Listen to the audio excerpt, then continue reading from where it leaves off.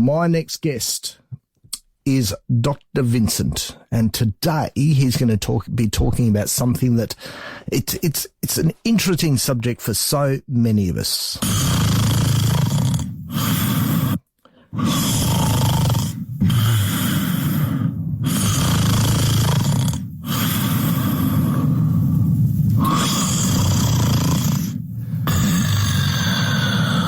It's not what we want to hear, is it, Vincent?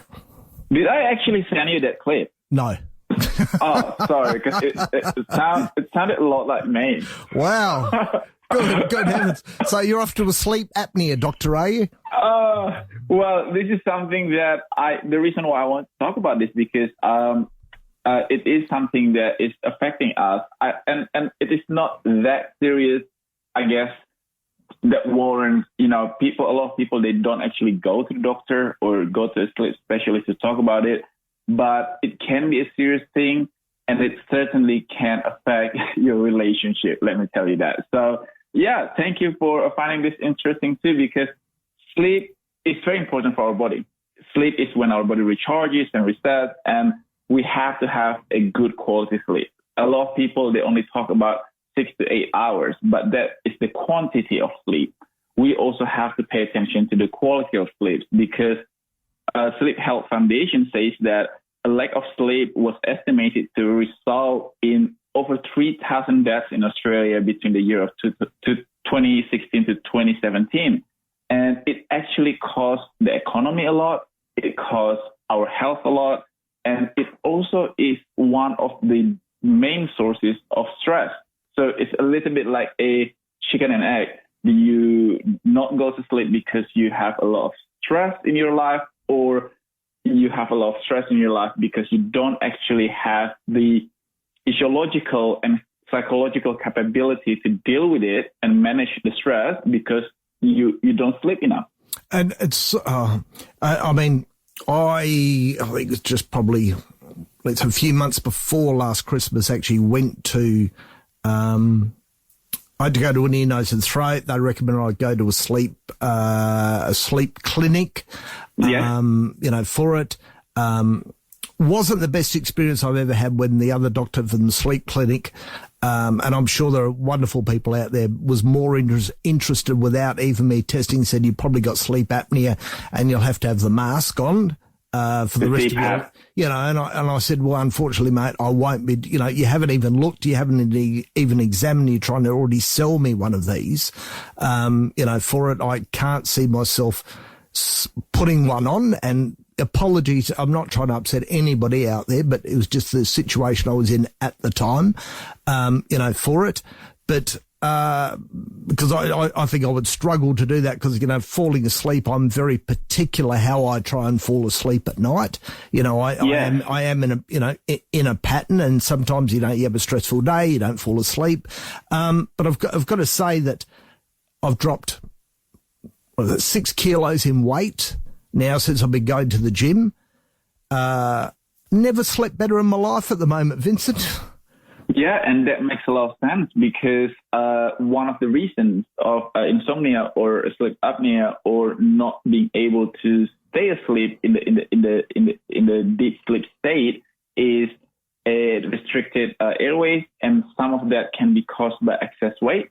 Some of that can be caused by our posture during the day, because we always talk about this, that good posture not only make you look good, but your body can actually function better because you get enough oxygen. But I have to say that when it comes to the CPAP machines, which is basically a mask that you put on and then it gets connected to a machine that helps you breathe when you're sleeping, I am actually in two ways about it, because for a lot of us, we have a specific position that we put ourselves to help us falling asleep. And even changing the position can actually stress you out, and you actually end up not sleeping. Yeah. And not only that, if you travel a lot for business, or if you travel a lot per se, it's really hard to actually bring the machine. I know that I have an uncle who actually takes the machine whenever he goes everywhere, even when he goes for a long distance flight, then he would put it on in flight.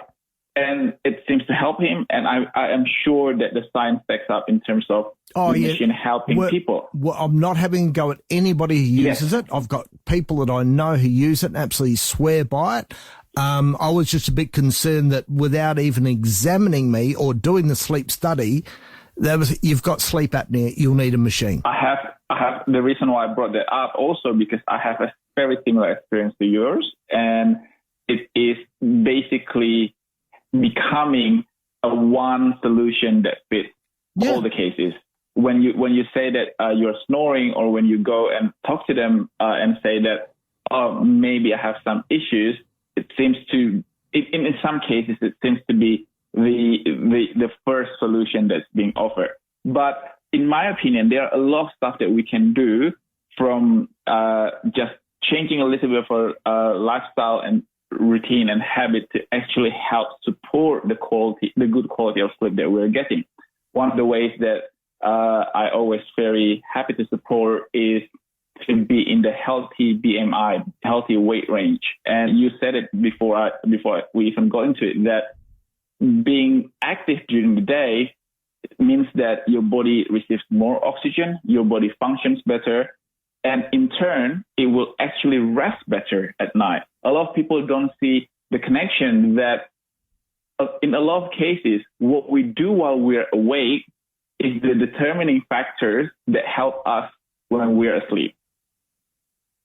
I mean, it does. And you talked about BMI before. If I was to follow the BMI index for me, I have to drop, and I can't do it because I've got to drop another 11 kilos. BMI is an index that is used generally and loosely. However, we have to take into account the type of weight. So, for example, the weight of a kilogram of muscle is heavier than a kilogram of body fat. Yeah. So when you do a lot of resistance training, when you do a lot of weight training, the BMI is actually something that you follow loosely rather than strictly, because even between ethnicities, the BMI index can actually be not as accurate. For example, for people who are of Asian descent like me, the BMI is actually not that accurate to calculate the healthy weight range. But it is important to have a look at your body composition, because that includes your bone density, that includes your percentage of body weight, lean body mass, as well as your hydration. Because a lot of people don't think it this way. When your body is dehydrated, it affects the way that your brain functions, because 70% of body is water, and that reduces the ability of our brain to regulate daily functions, sleep included. Oh, I see. And it's, where you go to bed as well would make a difference. It does make a difference, because sticking to a sleep routine is very important, because our body has a natural clock. We call it the circadian rhythm. So it means that naturally our body tries to regulate the way that we sleep and when we wake up. Unfortunately, a lot of times when we can't fall asleep, what we do is, and I'm guilty as charged, you reach out to your bedside table and unplug the phone from the charger and scroll through your screen. Yeah, don't do that. Don't do that, people. Don't do that. Yes. And I'm saying this as much as a reminder to you all, but also to me. And that is really bad on two accounts. The first account is that you're re-engaging and reactivating your brain. So obviously, when you see something really funny, or when you see something that makes you a little bit angry or excited, and my weak spot is when I see something that makes me want to eat, and you forget about having to go to sleep. And secondly, the blue light that's being emitted from the screen, it actually confuses our brain, because that is sort of kind of the wavelength that our brain was looking for in the daylight time to make us stay awake, or to get us, awaken in the morning. So if you can't fall asleep, sometimes, and I did this when I was doing my PhD research, I went out from my bedroom and I actually jot down or wrote down what was bothering me in my mind. And I found that doing that actually cleared my mind. And then 20 minutes later, I went back to into my bed and then I fall asleep. So clearing your mind instead of actually exciting it in terms of scrolling through TikTok or Instagram or reading news, because news lately can, and it's good because it means that you're re-engaging with the world. However, don't do it before you go to bed. No, you should be fit. Yeah, you shouldn't do it. And, we need a restful environment. And, it's a great idea for you to go along and say, manage your worries before you go to bed. And we talked about physical activity. It's made an enormous difference to me, for it. Which I'm grateful for, because I fall asleep at the drop of a hat now when I go to bed. I'm done for it. Yeah, and pay attention to what you eat and drink as well. Don't go to bed when you're hungry, but don't go to bed when you're like really, really, really starved too. I tend to make sure that there is like at least 3 to 4 hours from the last meal that large meal that you eat before you go to bed, because the discomfort may keep you up. So a lot of times people think that, I can fall asleep easily after I eat my dinner and everything, and that's probably fine. But the quality of sleep while you have a full tummy may decline. The other thing also is that if you fall asleep close to your bedtime and then getting and then being awakened, you probably will find it a little bit hard to go back to sleep again, and you're thinking, it's okay because I already took like 2 hours nap. Yeah. The problem is that it really messes up with your brain rhythm, and it probably wouldn't bother your sleep that night, but the next day and the day after, it really throws it out of whack. So I really can't stress the importance of routine. The other thing that I always feel that people probably don't believe it, alcohol. Alcohol may help you fall asleep. Vincent, settle down. Alcohol may help you falling asleep, and I am that kind of person. When I drink a little bit too much or even a little bit, I fall asleep. However, I will wake up really, really thirsty because alcohol, the same way with tea and coffee, caffeinated beverages, it dehydrates your body. So when you wake up having to go and look for water and stuff like that, it disrupts your sleep. So these are the things that we can easily look into our daily routine and perhaps modify a little bit to make sure that we can support our body getting the restful good night's sleep. All good tips. Where can we find out more about you, Vincent? anappleaday.com.au. And I am very, very happy that people who send me messages through Instagram or through our info line at anappleaday.com.au.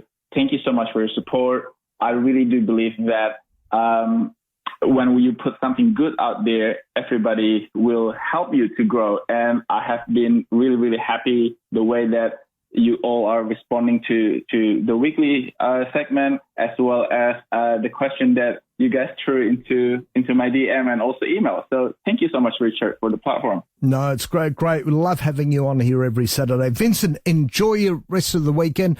Hope you get some sleep, and we'll talk to you next week. Awesome. Thank you so much. Have a good day. Thanks, Vincent.